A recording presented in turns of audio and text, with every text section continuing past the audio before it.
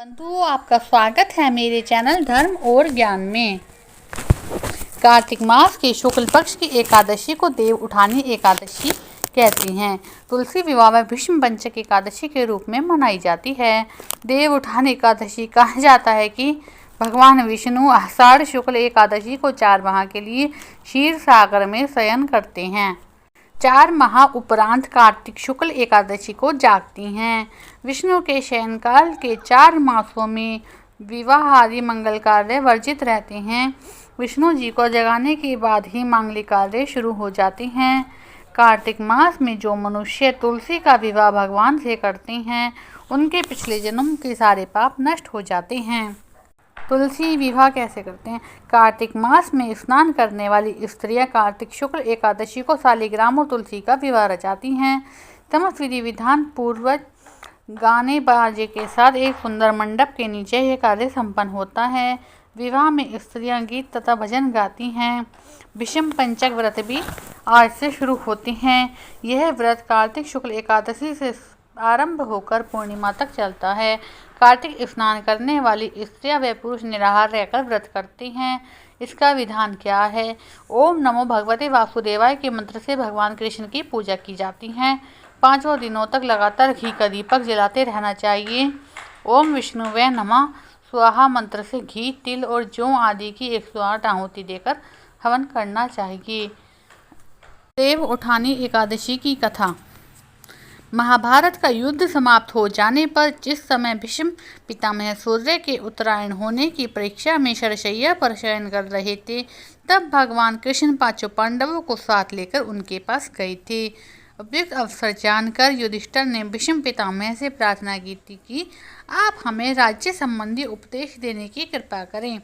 तब भीष्म पितामह ने 5 दिनों तक राज धर्म, वर्ण धर्म, मोक्ष धर्म आदि का उपदेश दिया था। उनका उपदेश सुनकर श्री कृष्ण संतुष्ट हुए और बोले, पितामह, आपने कार्तिक शुक्ल एकादशी से पूर्णिमा तक 5 दिनों में जो धर्म उपदेश दिए हैं, उसे सुनकर मुझे बहुत प्रसन्नता हुई है। मैं इसकी स्मृति में आपके नाम पर भीष्म पंचक व्रत स्थापित करता हूँ। जो लोग इसे करेंगे वे जीवन भर विविध प्रकार के सुख को भोग कर अंत में मोक्ष को प्राप्त होंगे। बंधु, अब हम देव उठानी एकादशी के महात्म्य का श्रवण करेंगे। देव उठानी एकादशी को प्रबोधिनी एकादशी भी कहा जाता है। श्री कृष्ण जी बोले, युधिष्ठिर, कार्तिक मास के शुक्ल पक्ष की एकादशी का नाम प्रबोधिनी एकादशी है। इसमें विष्णु भगवान जागते हैं, इसी कारण इसे देव उठानी एकादशी भी कहा गया है। इसके महात्म्य की कथा ब्रह्मा जी ने नारद ऋषि से कही थी। इसके हृदय में प्रबोधिनी एकादशी का व्रत करने की इच्छा उत्पन्न होती है। उसके 100 जन्मों के पाप भस्म हो जाते हैं। जो इस व्रत को विधि पूर्वक करता है, इसके अनंत जन्म के पाप नष्ट हो जाते हैं। यह भगवान की प्रसन्नता का मुख्य साधन है। प्रबोधिनी एकादशी के व्रत से मनुष्य को आत्मा का बोध होता है। जो इस व्रत से विष्णु जी की कथा सुनते हैं, उन्हें 7 दीपों के दान का फल मिलता है। जो कथावाचक की पूजा करते हैं, वे उत्तम लोकों को प्राप्त करते हैं। कार्तिक मास में जो तुलसी द्वारा भगवान का पूजन करता है, उसके 10,000 जन्मों के पाप नष्ट हो जाते हैं। जो पुरुष कार्तिक में वृंदा का दर्शन करते हैं, वे 1000 युग तक वैकुंठ में निवास करते हैं। जो तुलसी का पेड़ लगाते हैं, उनके वंश में कोई निसंतान नहीं होता।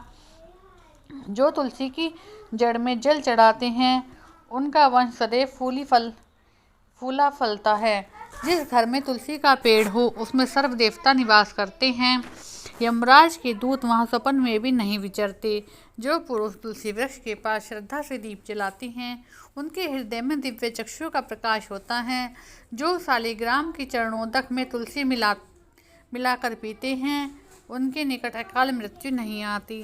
सर्व व्याधियाँ नष्ट हो जाती हैं। वह पूर्व जन्म को प्राप्त नहीं करता। ऐसे पतित पावन तुलसी का पूजन इस मंत्र से करना चाहिए।